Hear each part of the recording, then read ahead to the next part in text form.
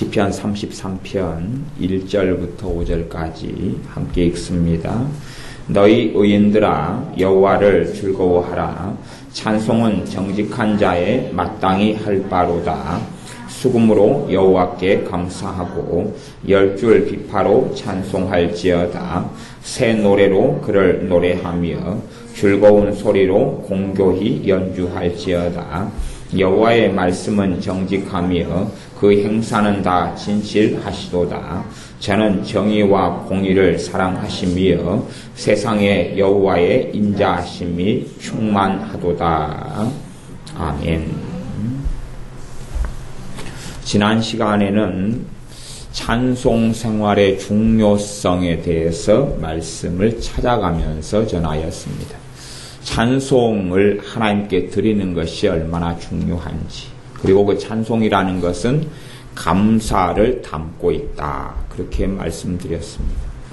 감사가 찬송을 담고 있고 찬송이 감사를 담고 있고, 그래서 감사와 찬송은 뗄래야 뗄 수 없는 관계에 있다. 그래서 어떤 면에서 내가 참으로 하나님을 찬송하였는지를 확인해 보려면 내 안에 감사가 있는지, 내게 감사의 열매가 입에서 맺히고 있는지를 확인하면 내가 정말 찬송하는 사람인가 하는 것을 확인할 수 있고, 그래서 지난 시간에는 시편 150편부터 거꾸로 150편부터 뒤로 오면서 한 80, 70 몇 편까지인가 그렇게 전반적으로 얼마나 하나님께서는 하나님께 찬송하는 것, 찬양하는 것, 하나님을 송축하는 것, 하나님께 경배하는 것, 또 감사하는 것을 중요하게 말씀하시는지 그런 것을 함께 살펴보았습니다.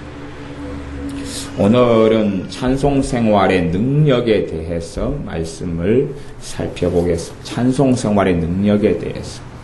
우리들은 실제로는 우리의 삶 속에서 이 악기가 있게 오르겐이나 피아노나 신디사이저나 이런 것을 가지고 하나님을 찬양하는 것은 우리의 생활에 좀 있는 것 같아요. 또 심지어는 찬송가라든지 복음송가를 통해서 하나님께 찬양하는 것도 얼마 정도는 우리에게 있다. 그러나 실제로 우리가 1대1로 하나님 앞에 머물러서 진심으로 하나님을 찬양하고 경배하고 송축하는 것은 거의 그것들이 사라져가고 없어져가는 실정에 있습니다.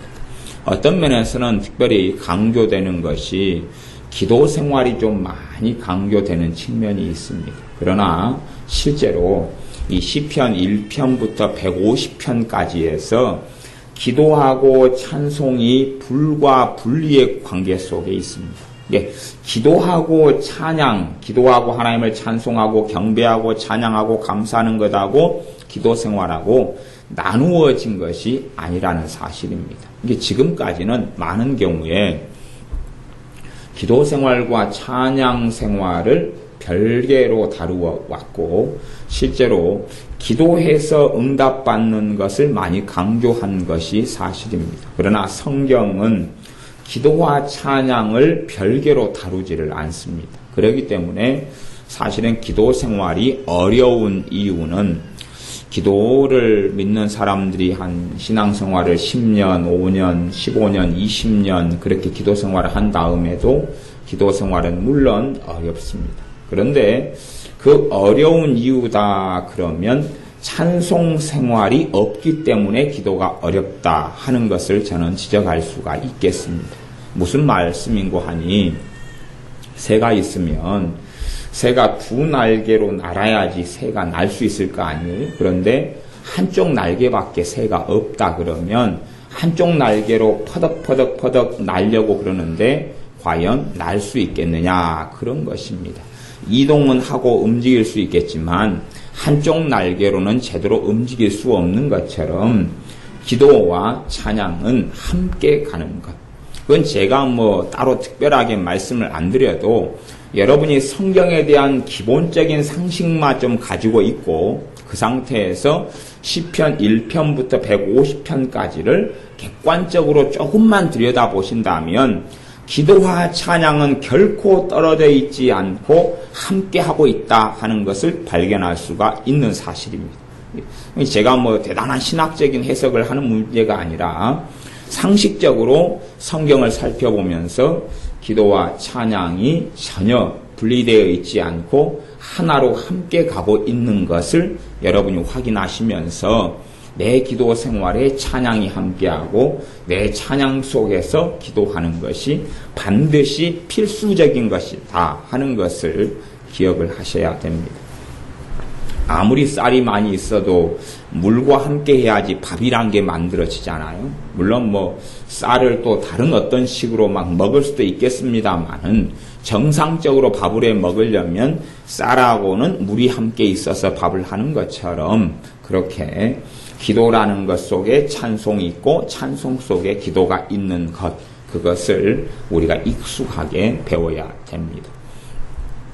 그러면 이제 지난 시간에 찬송 생활의 중요성에 대해서 성경이 얼마나 하나님께서 성경을 통해서 찬송하라, 찬송하라, 찬송하라, 감사하라, 감사하라, 감사하라. 그것도 한 번, 두 번이 아니라 계속 반복되어진 하나님의 명령을 하고 있는지를 성경을 계속 찾아가면서 살펴보았습니다. 그러면 이제 찬송 생활을 하나님께서 강조하셨는데 찬송 생활의 원론적인 것은 하나님께서 찬송이 필요해서가 아니라 사실은 결과론적으로는 찬송 생활이 우리에게 유익하기 때문에 그러하다 하는 것을 말씀드렸습니다. 우리가 마땅히 하나님께 찬송을 드려야 되는 본분, 사명이 있지만 그러나 우리가 하나님께 드리는 찬송 생활에는 사실은 무엇이냐 하면 능력이 있습니다. 찬송 생활에는 능력이 있다. 그래서 오늘의 말씀의 제목을 정한다면 찬송 생활의 능력 혹은 찬송 생활의 권능 그렇게 말씀드릴 수 있겠습니다. 대신에 여러분들이 그 문화적인 산물로서 우리가 보통 교회에서 또 복음성가나 찬송가를 통해서 부르는 찬송이다고 그 문화적 산물로 생각하시면 안 됩니다. 물론 그것을 다 포괄하고 포함하고 있지만 우리가 그냥 드리는 이 찬송, 복음성가 찬송은 그것이 굉장히 좋은 것임에도 불구하고 문제점이 있고 약점이 있습니다. 그게 뭐 틀리고 이상해서가 아니라 무슨 문제점과 약점이 있냐 그러면 복음성가 같은 경우도 굉장히 유행하는 복음성가가 있어요. 유행하고 굉장히 아주 곡도 좋고 가락도 좋고 이런 복음성가가 있으면 제가 어떨 때 함께 부르면서나 의구심을 느낄 때가 있습니다. 물론 우리 교회에서 말고 다른 집회 같은 데 가면 제가 의구심을 좀 간혹 느껴요. 어떤 의구심이냐 하면 정말 저 가사의 고백이 부르는 사람들의 고백인가? 그 의구심을 제가 느낄 때가 있어요. 정말 저 가사로 하나님께 드리는데 정말 자기 안에서 드리는 진심이냐? 그걸 사실은 어떤 교회들에서 집회 가가지고 어떤 교회들에서 막 부르고 있으면 제가 교인들한테 진심이냐고요? 그 가사를 정말로 그렇게 고백하고 있고 시인합니까? 라고 묻고 싶은 마음이 굴뚝같이 이렇게 올라올 때가 간혹 있습니다. 무슨 말인고 하니 그 가사가 입으로는 곡조를 달아서 노래를 부르지만 마음속에서는 그 가사에 동의하지는 않는다. 그런 말. 마음속에서는 동의하지 않는 것. 성경에서 말씀하는 찬송은 마음에서 동의하고 마음의 고백, 입술의 고백으로 나오는 그것을 원하십니다. 물론 마음에서 처음부터 고백되어져서 찬양이, 찬송이 나오는 건 아닙니다. 실제로는 실제적인 이야기를 하면 그렇습니다. 입으로 고백하고 시인하고 하다 보면 그것이 어느 때부터 마음의 고백이 될 수 있습니다. 그러나 마음의 고백을 염두에 두지 않고 내가 정말 마음에서 하나님께 찬양한다는 것을 염두에 두지 않고는 찬송의 습관화와 매너리즘에 빠져서 나는 찬송한다고 생각하지만 나중에 주님을 만났을 때는 너는 찬송한 적이 없다. 혹은 너는 너의 찬송을 나는 단 2번밖에 받지 않았다. 하는 말씀을 듣게 될 날도 있게 될 것입니다. 어떤 분이 찬송을 많이 습관적으로 많이 부르고 살았습니다. 많이 부르고 살다가 자신이 그렇게 찬송을 많이 부르는데도, 나름대로 많이 부르는데도, 어느 때 자신의 찬송을 많이 부르고 찬양해오는 그 인생 연수를 돌아보면서 살펴보니까 별로 그렇게 자신의 삶에 열매가 없었어요. 열매가 없어서 도대체 왜 그런가라고 깊이 있게 기도하다가 주님께서 꿈에 잠자는 중에 주님께서 음성이 자신이 그 꿈을 꾸었는데 꿈속에도 자기가 기도하고 있더래요. 꿈속에도 기도하고 있는데 주님께서 이 빛같이 이렇게 비추어지면서 자신에게 주님의 음성으로 자신이 꿈속에서 알아먹어지는데 그렇게 자신의 마음속에 말씀하시더래요. 너가 찬양할 때 너 진심 어린 찬양을 나는 몇 번밖에 받지 못했다. 그 말씀을 하시더래요. 너가 내게 부르는 그 찬양 속에 진심 어리게 내게 올려드리는 그 찬양을 나는 몇 번밖에 듣지 못했다. 그런 이야기를 주님께로부터 들었다고요. 아침에 일어나서 그걸 들으면서 망치로 머리를 한 대 꽉 맞은 것 같아요. 도대체 이게 무슨 말씀일까? 도대체 무슨 말씀일까? 그리고 자신이 습관적으로 찬송하고 찬양하는 것을 살펴보기 시작했대요. 그런데 자신은 정말로 하나님을 찬양하는 줄 알았는데 자기 마음 안에는 그게 없었다. 그런 말. 그게 없었어. 그게 없고 그냥 그 찬송을 자기가 좋아하는 거예요. 말하자면 음악을 좋아하는 거예요. 음악을 좋아하고 즐기는 거예요. 음악을 좋아하고 즐기고 음악적인 재능이 있고 또 교회에서 자신이 찬양을 부르면 사람들이 자기 목소리를 좋아하고 자기가 부르는 소리에 환호해주고 자신도 좋아해요. 혼자 부를 때 자기 목소리를 들으면 아름다워요. 그중 오이디푸스 이런 것처럼 그렇게 자기 얼굴 보고 옹달샘에 비친 얼굴 보고 사랑에 빠졌다 하는 정도까지는 아니지만 자신이 목소리가 꽤 좋기 때문에 자신이 부르는 소리를 들으면 너무 어떨 때는 막 황홀해가지고 그래서 자신의 부르는 노래를 핸드폰으로 녹음한 적도 여러 번이 있대요. 들어보면서 자기도 또 너무 좋대요. 자기가 부르는 소리를. 그렇게 해서 이분이 찬양을 습관적으로 많이 부르고 살았는데 실제로는 열매를 거두지 못하는 삶. 그래서 우리가 이 찬송에 대해서 기본적인 개념을 생각할 때에 곡조를 일단 떼놓고 생각을 하셔야 돼요. 곡조를 떼놓고. 곡조가 붙는 것은 옵션이에요. 옵션. 필수가 아니고 옵션이에요. 그렇기 때문에 이 시편에서도 수금으로 찬양하라, 비파로 찬양하라, 소고치며 찬양하라, 춤추고 찬양하라. 악기를 항상 동원해야 된다. 그런 계명이나 율법이 아니라요. 그렇게 찬양을 할 수 있을 때에 모든 걸 동원해서 할 수 있다라고 말씀하시는 것입니다. 가능한 대로 마음이 담긴 찬양 가운데는 얼마든지 악기를 동원해도 된다 하고 말씀하시는 것이지 악기가 있어야지만이 찬양이다라고 말씀하시는 것이 아니라는 사실입니다. 그래서 악기를 일단 제외해놓고 지금 내가 그 가사가 내 마음에서 하나님께 드리는 찬양이냐는 것을 확인하고 그리고 가사를 가지고 하나님께 찬양해야 한다 하는 것입니다. 가사를 가지고 곡조는 뒤쪽으로 치워놓고 하는 것입니다. 곡조는 치워놓고 내가 그 가사를 읽을 때에 아멘 하느냐, 거기에 동의하느냐, 내가 그 가사를 읽을 때에 내 마음속에 진정한 고백이냐, 그래서 이 곡조나 리듬에 내가 도취하고 취하는 것이냐, 아니면 정말 내가 그 가사에 아멘하고 가사를 동의하고 찬양하는 것이냐 하는 것입니다.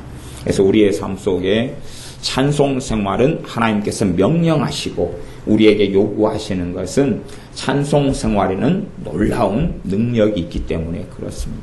찬송 생활의 능력은 사실은 어떤 면에서는 감추어져 있고 숨겨져 있는 요소가 있다 하는 겁니다. 그러나 실제로 제가 지금 원론적으로는 찬송과 기도는 뗄래야 뗄 수가 없는 한 문금이다 라는 말씀을 전제로 해서 제가 성경 시편의 150편을 증거물로 제시를 한 것입니다. 시편 150편을 제가 증거물로 제시하면서 찬송과 기도는 떼어지지 않는 관계 속에 있다. 그렇기 때문에 이것을 분리시켜 떼어버린 다음부터는 정상적이지 못하고 비정상적이고 병들어가고 한쪽으로 치우치고 편협한 그런 기도 생활을 할 수밖에 없는 부분이 있다라고 말씀드렸습니다.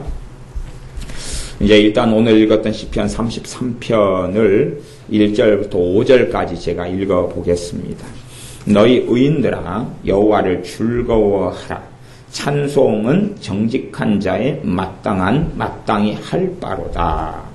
너희 의인들아, 의인들은 원론적으로 예수님의 의를 입은 사람들, 예수님의 의로움을 내 것으로 삼은 사람들, 그러므로 너희는 예수 그리스도로 옷 입으라 했던 것처럼 예수님의 의를 입은 사람들이 원천적으로 의인이 되어집니다.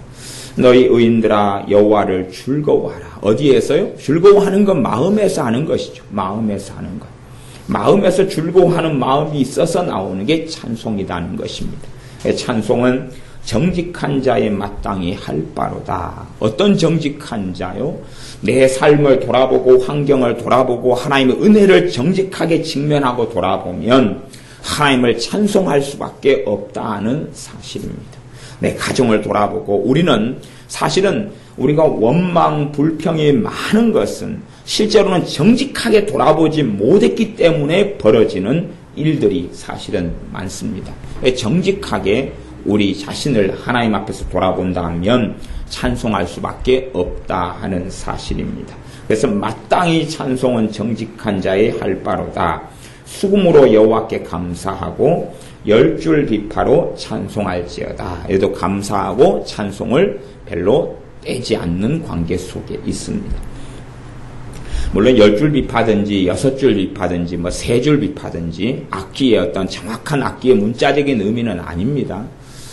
문자적인 해석은 꽤 좋은 것인데 성경의 본질적인 해석은 문법적인 해석, 그리고 나아가서 더 근원적인 해석의 방법은 문맥적인 해석입니다. 제가 말장난으로 그런 말도 합니다. 성경을 극단적인 문자적으로 가면 하나님 말씀을 잘못 해석하게 되어집니다. 10줄 비파로 찬송하라. 그렇게 10줄 비파를 만들어 가지고 이제 찬송을 한다 그러면 극단적이 되는 거죠. 산상수훈에 보면 누가 너희에게 오리를 가고자 하면 십리를 가져라 그랬습니다. 그러면 문자제 극단성 문자로 가면 누가 나한테 오리를 함께 가자고 안 그러고 삼리를 함께 가자 그럽니다. 그러면 함께 가질 이유가 없는 거죠. 왜? 딱 그 사람이 몇 리를 함께 가자고 해야 됩니까? 오리를 정확히 가자고 그래야 된다 그 말이. 그래야지 내가 오리가 아니라 당신 외로워? 쓸쓸해? 혼자 길을 걸어가니까 힘들다고? 심심하다고? 그러면 내가 10리까지 같이 걸어가 줄게. 정확히 오리를 주문해야 됩니다. 5.5리, 3.5리, 2.5리 그리고 리를 단위를 써야지 킬로미터, 미터 쓰면 또 안 되는 것입니다. 30m 아니면 5km를 함께 가주라. 그러면은 정확히 리 단위가 환산이 안 되는 거죠. 그리고 이제 5리를 함께 가주라 했으면서 문자적으로 하면 여기서 출발해서 어디까지가 5리다. 정확하게 그게 나와야 될 거 아니에요. 문자적이니까 괜히 그 사람 5리다 그래놓고 막상 가보니까 4.8리밖에 안 돼요. 그러면 4,4,5입을 해야 될 것인지 이런 문제까지도 이제 의논을 해야 된다 그런 말이에요. 그리고 5리를 함께 가주라 그러면 그 사람이 8리만 가도 끝나도 10리까지는 가야 돼요. 그래요. 그 사람은 이제 1리는 돌아와야 되죠. 아니 말씀대로 해야 되니까 10리까지 함께 가야 되거든요. 이제 그 사람이 자기 집이 5리예요. 그러면 5리까지 간 다음에 무조건 거기서 5리를 더 가야 됩니다. 문제는 바닷가라는 게 문제죠. 바닷속으로 이제 5리를 더 그 방향으로 흘러가면 물에 빠져서 깨끗하고 큰일 날 수 있어요. 그래서 문자적인 해석이다 그러면 극단적인 문자성의 위험성을 많이 가집니다. 그래서 그런 좀 극단적인 부류들이 좀 많이 있는데 그런 사람들이 성경을 문맥적으로 해석하는 게 아니라 문자적인 해석인데 문자적인 해석은 꽤 좋은 해석 속에 속합니다. 그러나 그것이 꽤 큰 위험성을 내포하고 있는 해석의 방법이 되기 때문에 도구와 수단을 잘 이용해야 됩니다. 총이라는 게 아주 좋은 것인데 총을 잘못 사용하게 되어지면 총 때문에 사람이 죽지 않아야 될 사람 죽고 다치지 않아야 될 사람 다친다. 그런 것. 그래서 성경 해석 방법 가운데 문자적인 해석이라는 것이 있습니다. 말 그대로 한다. 그 말이에요. 수금으로 여호와께 감사하고 그걸 문자적인 해석이다. 그러면 이제 수금으로 감사하라. 수금으로 띠디딩 하면서. 문제는 수금을 켤지 모르고 수금이라는 악기가 어떻게 생겼는지도 모르고 수금을 구경한 지도 없다는 것이 문제가 되지요. 그 다음에 하라 그랬으니까 이제 돈 주고 지마켓이든지 옥션이든지 수금을 주문해야 될 거 아니에요? 주문해야 돼. 근데 지금 현대 수금이 아니라 당시 옛날에 썼던 그 고대 수금을 주문해야 되는데 만드는 이가 없다 그런 문제가 될 거 아니에요. 그래서 문자적인 해석을 이야기하는 게 아니다는 사실이에요. 그 부분의 의미적인 해석, 문맥적인 해석으로 하나님께서 우리에게 말씀하고 계시다 하는 기본적인 것을 인식을 해야 됩니다. 새 노래로 그를 노래하며 즐거운 소리로 공교히 연주할지어다. 여호와의 말씀은 정직하며 그 행사는 다 진실하시도다. 저는 정의와 공의를 사랑하시며 세상에 여호와의 인자하심이 충만하도다. 세상에 여호와 하나님의 인자하심, 자비하심이 충만하도다 그러는데 도대체 어떤 사람을 만나면 이야기를 할까요? 세상에 불만이 충만하다, 원망이 가득하다, 슬픔이 많다, 근심이 많다, 문제가 많다 그럴 것 아닙니까? 그것이 한계. 찬송 생활의 능력을 이야기하면 영적인 눈이 띄어지는 것이요. 하나님의 살아계심과 하나님의 일하심과 인자하심이 충만하다 그러면 첫째는 자신이 될 거 아니에요. 그렇지요? 자기는 아무리 딴 사람이 배부르다 그래도 내가 배고프면 배고픈 거예요. 저 사람 뷔페에 가서 5접시를 먹고 왔다 그래도 나는 새끼 굶었으면 나는 배고파 죽겠는 거예요. 그러면 저 사람은 막 사랑 속에 하나님의 사랑을 받아 너무 좋아 충만해도 내가 갈급하고 내가 답답하고 내가 절망이 있으면 절망이 있는 거예요. 다시 말씀하면 세상에 여호와의 인자하심이 충만하도다. 그것은 이 사람이 느끼는 거예요. 누구부터요? 자기부터요. 그리고 자기 가정을 봤더니 자기 가정에 하나님 아버지 여호와 하나님의 인자하심, 사랑하심, 자비하심 충만한 것이 깨달아지고 알아지는 것이, 그리고 가족, 친척, 이웃 이렇게 번쳐가는 것을 보는 것이에요. 이 하나님의 사람. 어떤 사람요? 마음에 찬송, 입에 찬송이 가득한 사람. 이게 찬송 생활의 열매, 능력이다 그 말이에요. 찬송 생활에는 우리가 상상할 수 없는 능력이 담겨 있어요.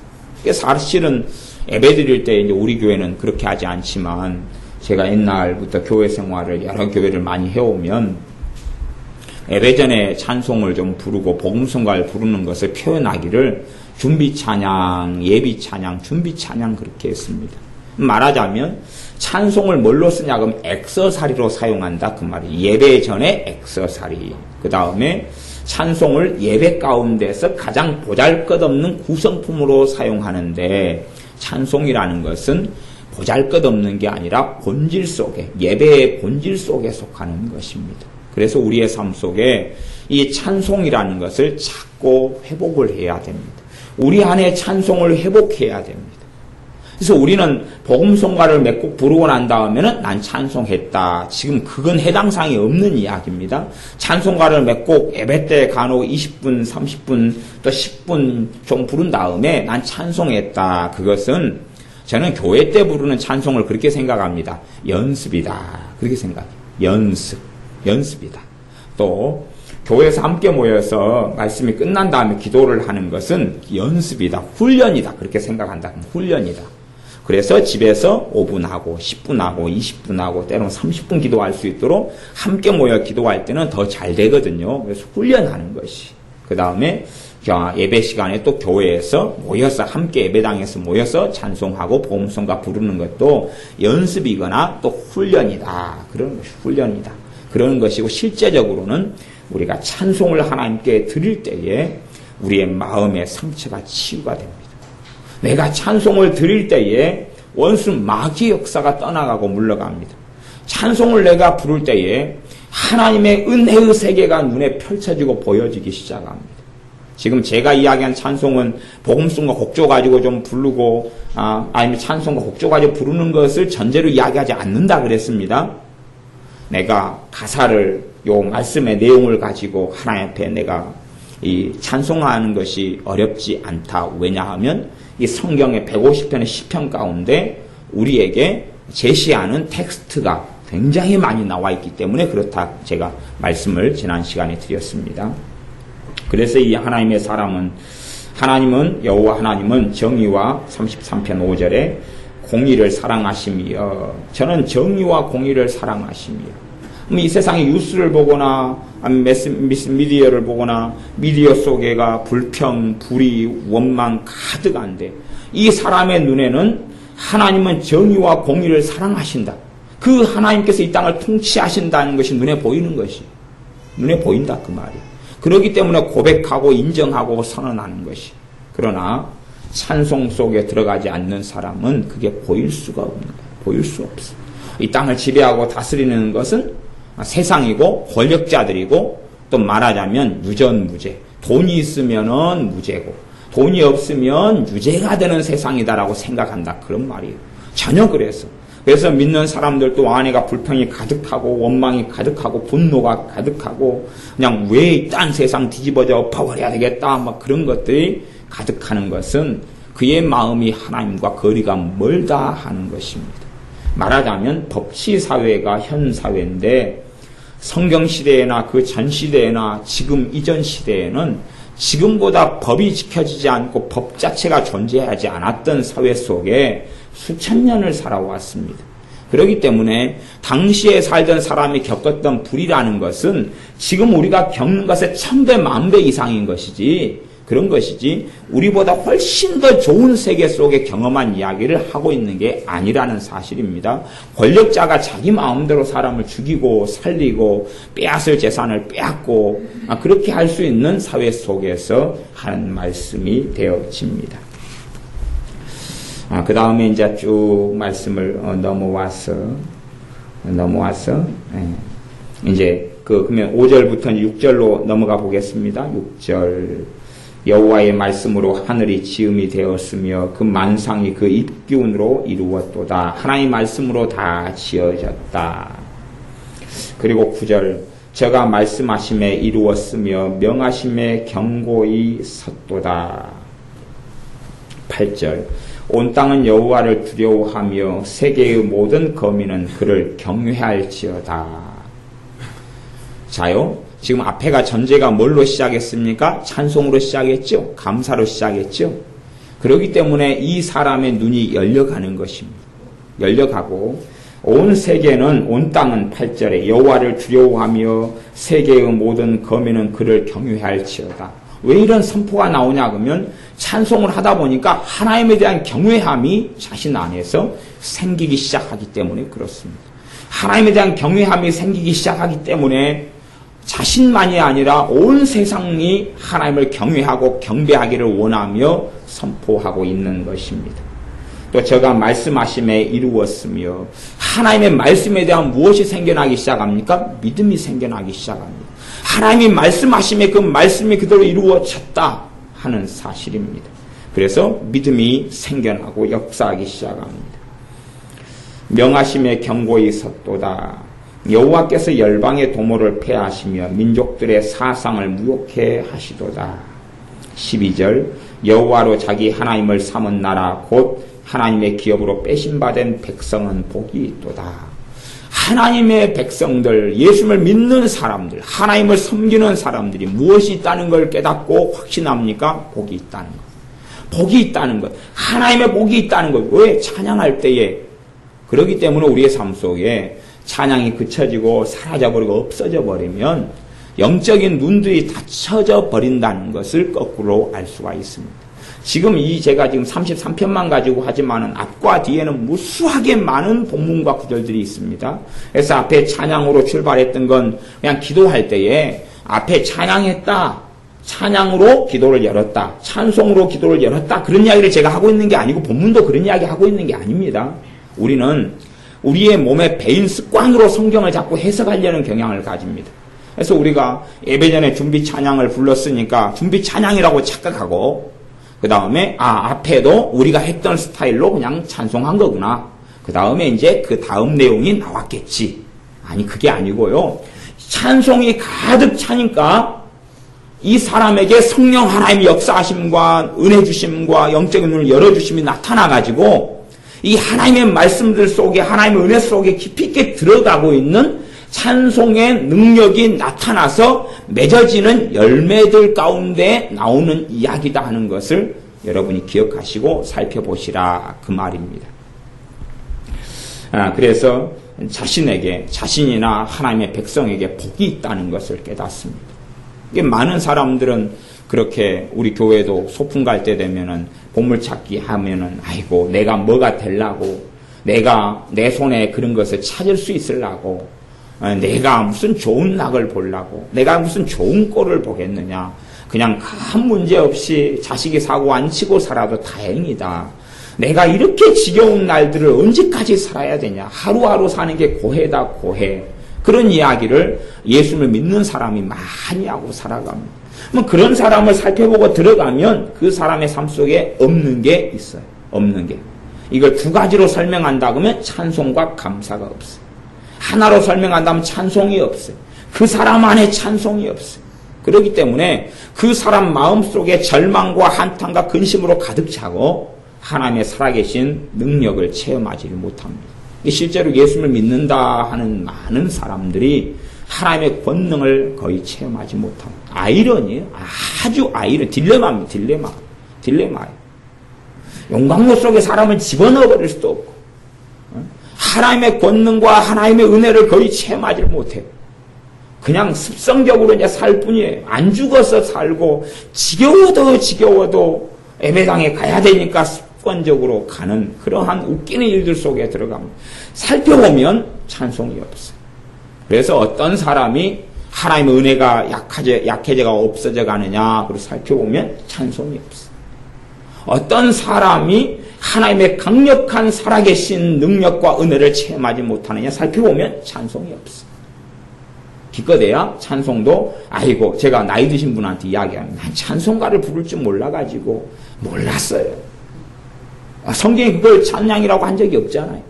사람이 이제 현대사회에서 대한민국 땅이 다른 나라의 찬송이나 번역하고 만든 것에 불과하고, 제가 지금 그런 양상의 찬송은 찬송의 한 종류이지, 본질은 지금 아니다 그랬고, 제가 지금 본질을 가지고 이야기하고 있는 것입니다. 찬송과 찬양, 또 감사의 본질을 가지고 제가 이야기하고 있는 것입니다. 14절. 곧 그 거하신 곳에서 세상의 모든 거민을 하감하시도다. 하감하신다는 13절, 14절이 같은 건데, 여호와께서 하늘에서 감찰하사 모든 인생을 보시며, 하나님께서 자신을 보고 계시다는 것을, 모든 사람들을 보고 계시다는 것을 깨닫게 되고 알게 됩니다. 말하자면, 라틴어로 이야기하자면 코람데오, 하나님 앞에서 삶을 자각하게 되고 알게 되어집니다. 하나님의 현현과 하나님의 임재 속에 하나님의 존재 앞에 살게 되는 이 은혜를 누리게 되어집니다. 모세는 하나님과 직접 대면하여 알던 자다. 하나님의 현현 속에, 하나님의 존재하심 속에 모세는 그 인생을 살았고 보내었습니다. 그런 것처럼 하나님이 하감하신다, 살펴보신다 하는 이야기는 자신의 심령과 마음 속에 하나님의 살아계심과 내 앞에 존재하심을 확고히 느끼고 살아가는 그러한 삶을 고백하고 있는 것. 그게 찬송의 지금 능력이고, 그 능력을 따라서 맺게 되는 열매다라고 말씀하는 것입니다. 16절. 많은 군대로 구원 얻은 왕이 없으며 용사가 힘이 커도 스스로 구하지 못하는도다. 구원함의 말은 헛것이며 그 큰 힘으로 구하지 못하는도다. 본질적인 구원이 어디에서 오느냐를 이 사람은 깨닫습니다. 찬송이 있는 사람은 본질적인 능력, 구원이 어디서 오느냐? 구원은 능력에 있지 않고, 돈에 있지 않고, 권세에 있지 않고, 권력에 있지 않고, 군대에 있지 않고 하나님께 있다는 것을 이 사람은 깨닫습니다. 그렇기 때문에 겸손하고 겸비하고 엎드려집니다. 우리의 삶 속에 정말로 찬송 생활을 회복해야 됩니다. 18절. 여호와는 그 경외하는 자 곧 그 인자하심을 바라는 자를 살피사 저희 영혼을 사망에서 건지시며 저희를 기근 시에 살게 하시는도다. 여호와는 그 경외하는 자, 하나님을 경외하는 자를 살피신다. 찬송을 하게 되고 찬양을 하게 되면 내 안에 하나님을 경외함이 생긴다 그랬죠? 하나님이 그 사람을 살펴서 사망 시에 건져내시고, 그리고 기근 시에 경제적인 환난과 고통과 어려움 때에 그 사람을 살게 하시고 구하여 내신다라고 말씀. 그게 찬송 생활의 권능. 찬송이 뭘 만들어내요? 하나님에 대한 경외함을 만들어내요. 찬송을 할 때 하나님을 경외함을 만들어내요. 하나님을 경외하고 하나님을 섬기고 하나님을 따르고자 하는 심령과 마음을, 내 마음을 기경합니다. 찬양하는 사람은 마음의 강팍함들이 깨뜨려져 나가기 시작합니다. 그러나 찬양이 없는 사람은 마음의 강팍함 속에 더 깊이 외골수적이고 독선적이고 어리석음 속에 얼마든지 들게 됩니다. 제가 지난 시간에는 시편을 굉장히 많은 분량, 한 7, 80편의 분량을 쭉 찾아가면서 앞구절 중심으로 살펴봤지만 찬송하라, 찬양하라, 감사하라, 찬송하라, 찬송하라, 찬송하라, 내 영혼아 여호와를 송축하라, 송축하라, 찬송하라, 다 그렇게 살펴보았습니다. 그렇기 때문에 제가 그걸 더 많이 살펴볼 수도 있습니다만은, 봐보세요. 여기 33편이면 넘겨볼까요? 그러면 34편에 보시면 1절, 내가 여호와를 항상 송축하며 그를 송축함이 내 입에 계속하리로다. 그러면 이렇게 찬송으로 하나님을 송축함으로 터져나왔으면 그 다음에 자연스럽게 성령의 임재하심이 있고 역사하심이 있어가지고 자신 안에 개혁이 일어나고 변화가 일어나고 성령의 역사가 일어나고 새롭게 되면 일어나는 그 결과와 찬송의 능력을 통해 나타나는 것들을 지금 이야기하고 있다. 이런 전제로 그 다음에 구절들을 살펴보는 것이 지혜롭게 성경을 보는 방법이 됩니다. 액서사리가 아니고, 야, 앞에 이 사람이 기도하기 전에 찬송을 2곡 부르고 기도했다. 이 사람이 찬송을 1곡 부르고 기도했다. 가정 예배 드릴 때 찬송 1곡, 그 다음에 성경 한 장을 같이 읽었다. 그런 이야기를 지금 하고 있는 게 아닙니다. 그런 식으로 봐버리면 어리석어집니다. 1번 순서상 1번 찬송, 2번 성경 읽기, 3번 함심 기도, 4번 주기도문, 그런 이야기를 하고 있는 것이 아닙니다. 하고 있는 게 아닙니다. 34편 1절 다시 읽습니다. 내가 여호와를 항상 송축하며, 어떻게 해요? 항상. 그를 송축함이 내 입에 계속하리로다. 송축은 찬양이다. 그렇게 바꾸어서 이해하시면 큰 문제가 없는 단어입니다. 항상 계속한다. 내 영혼이 여호와로 자랑하리니 공고한 자가 이를 듣고 기뻐하리로다. 그러니까 이제 찬송을 계속하다 보니까 영혼이라는 것은 뭐냐 그러면 이 사람의 중심을 영혼이라 그래요. 가장 존재의 근원, 사람의 존재의 근원이 영혼입니다. 내 팔이 잘려버려도 나란 존재는 변함이 없는 것이. 내 2다리가 잘려버려도 나란 존재는 변함이 없어요.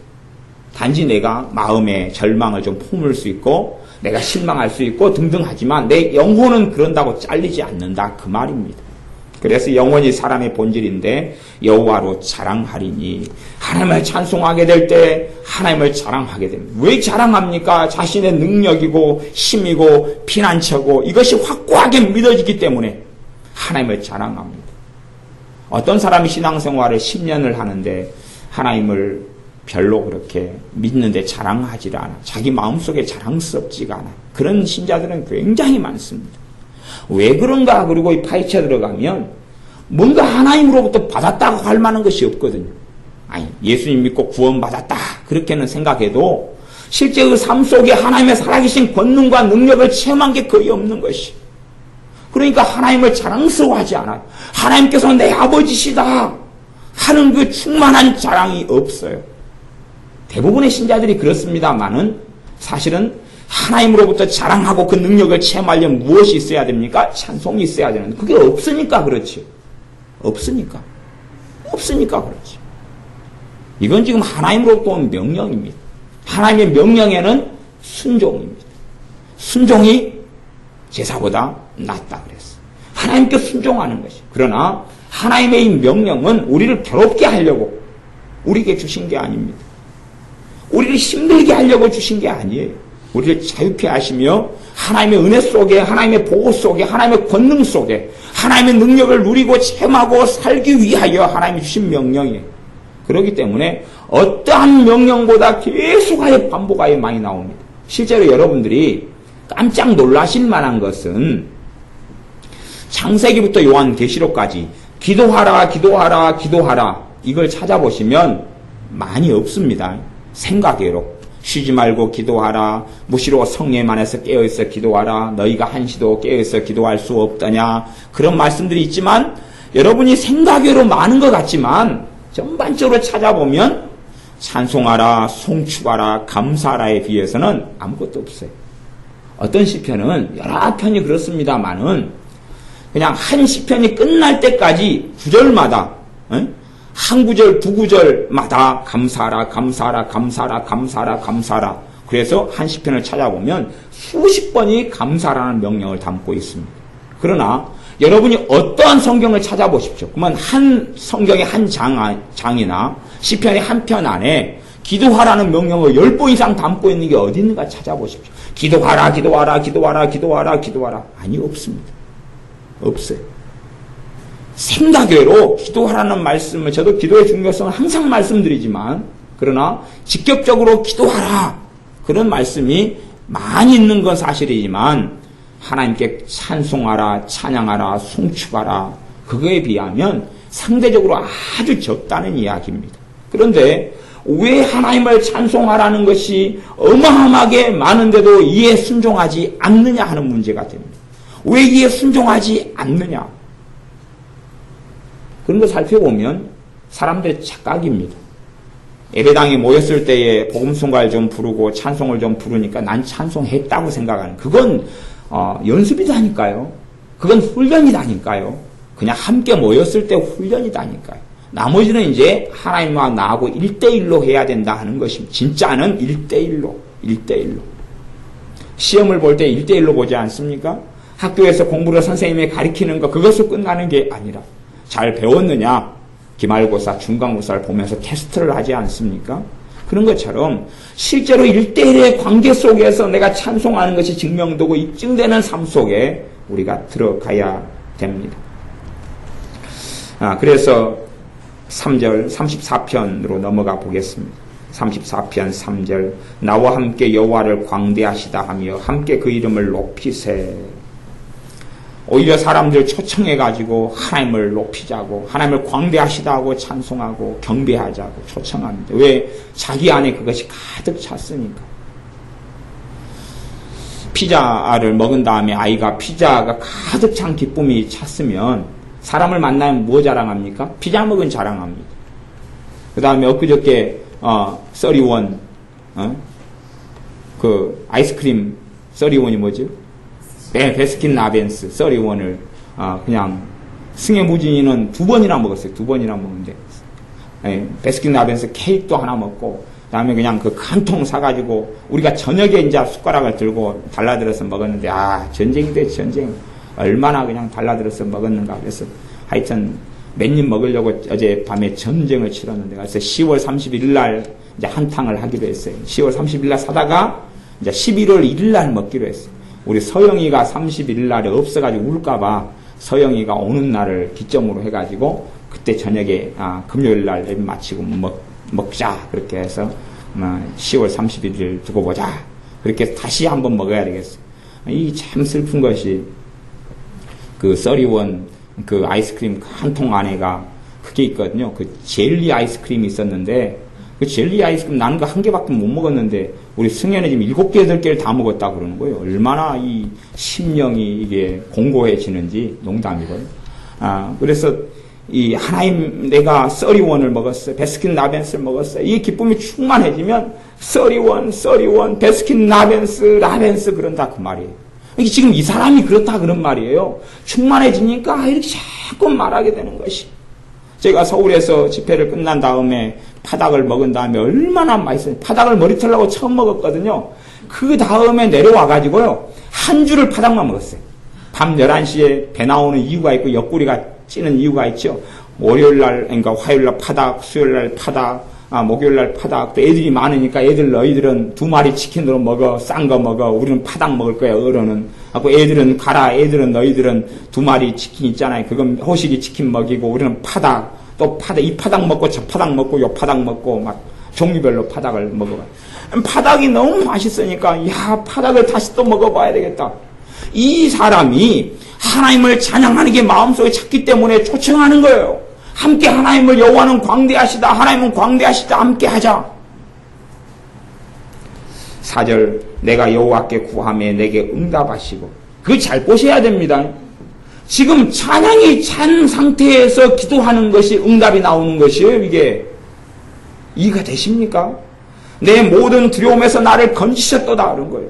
찬양이 차고 하나님을 경배하는 게 차고 찬양이 차니까 뭐가 사라지는 거? 두려움이 사라지고 환경 속의 두려움거리에서 여기서 이제 찬양 속에서 어디로 들어가면 기도 속에 들어갈 때 그 기도가 다이너마이트 같은 원자폭탄 같은 능력을 나타내는 것을 보는 것입니다. 5절 저희가 주를 앙망하고 광채를 입었으니 그 얼굴이 영영이 부끄럽지 아니하리로다. 하나님을 구하고 하나님을 찬양하고 기도하고 하는 사람들이 부끄럽지 않는 삶을 산다 하는 이야기입니다. 영원토록 부끄러운 삶을 살지 않게 된다 하는 말씀입니다. 6절 이 공고한 자가 부르짖음에 여호와께서 들으시고 그 모든 환난에서 구원하셨도다. 어떤 것이 전제입니까? 찬송이 전제입니다. 지금 기도만 잘라가지고 보면 그런 것처럼 보여도 찬송이 전제가 되어집니다. 다시 이제 33편으로 가서 다 지루해하시고 잠도 오고 그러시니까 빨리 정리하겠습니다. 예, 요게 진짜 사실은 많이 몇 시간을 해야 되는 그런 겁니다. 시편들을 좀 찾아보면서 그 뒤에 있는 것까지 다 살펴보고 그래서 찬송 생활의 능력에 대해서 말씀을 드리는 것은 동기부여를 다시금 하고 그 삶 속에 초청하는 말씀인데 여러분들이 좀 힘들어 하시니까 제가 마무리를 이제 하겠는데 사실은 제가 설교를 다 이걸 마무리를 다 못하고 이제 끝내더라도 여러분들이 얼마나 중요한 지금 말씀을 여러분의 삶 가운데 들으셨는가 하는 것은 꼭 기억하셔야 됩니다. 여러분이 신앙생활을 오래 한 분들일수록 사실은 여기에서 지금 문제가 일어나고 막히는 부분이 이 영역이고 내 마음이 하나님께 강팍해진 부분이 하나님에 대한 찬송이 그쳤기 때문에 그렇고 사회의 뉴스거리를 보면 내 안에 분노가 나고 뭐가 나지만 뭔 없어요? 찬송은 없어요. 그러니까 하나님을 섬기는 하나님을 경외하는 게 존재하지가 않아요. 마음이. 일주일에 한 번 예배당 가서 예배합니다. 찬양합니다. 그럴지 몰라도 내가 정말 너 삶 속에서 내가 찬양을 본 적이 있더냐? 너의 직장생활 속에서 너가 내게 찬양하는 걸 본 적이 있더냐? 너가 너 직장 앞에 벤치에 앉아서 나를 정말로 경배하며 찬양한 적이 있더냐? 너가 벚나무 벚꽃은 구경하고 가고 너가 동백꽃은 구경해도 나를 정말 심령 속에서 환경이 문제가 아니라 찬양한 적이 있더냐? 어떤 곡으로 멜로디로 하려고 하는 게 아니라 정말 너 마음 안에서 입술에서 나오는 그 찬양을 내게 드린 적이 있더냐? 라는 하나님의 음성을 꼭 들으셔야 됩니다. 20절부터 22절까지만 읽고 마무리하겠습니다. 우리 영혼이 여호와를 바라며 저는 우리의 도움과 방패시로다. 이 찬송하는 사람의 지금 능력을 통한 마음의 열매입니다. 하나님께서 자신의 도움과 방패시다는 무엇이 생겨나면 확고한 믿음이 안에가 있습니다. 확고한 믿음이 있어요. 그러므로 이 사람 안에 두려움이 왔다 가도 떠나는 것입니다. 한 길로 왔다가 7길로 두려움이 떠나고 도망간다 하는 것입니다. 우리 마음이 저를 즐거워하며 이 찬송 생활의 열매는 마음속에 하나님을 즐거워하는 것이 참입니다. 하나님을 즐거워하는 것이 차면 하나님의 사랑이 그 안에 역사하고 하나님의 자비하심, 긍휼하심이 누려지고 하나님의 인자하심이 내 심령 속에 역사하고 하나님의 즐거움이 내 삶 속에 오게 됩니다. 우리가 그 성호를 의지한 영고로다. 여호와여 우리가 주께 바라는 대로 주의 인자하심을 우리에게 베푸소서. 이 찬양이 차는 가운데 누리는 가운데 또다시 기도하는 것입니다. 그래서 그 열매들이 맺혀갑니다.